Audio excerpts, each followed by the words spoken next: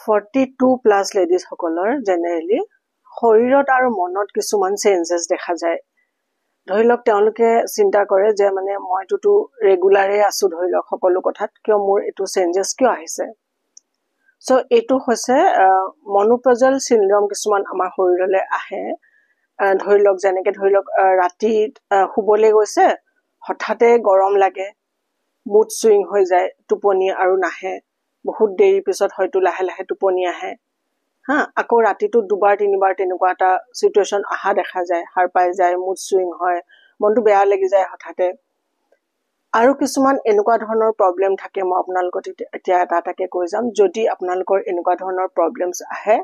তাৰ সলিউশন কি কৰিব মই আপোনালোকক জনাম আপোনালোকে কাইন্ডলি গুটেখিনি মানে চাব ভালকে জানিব বুজিব আৰু নিজৰ হেলথ ঠিক ৰাখিব কথা হৈছে কি যেতিয়া হেতু মই এক নম্বৰ কথা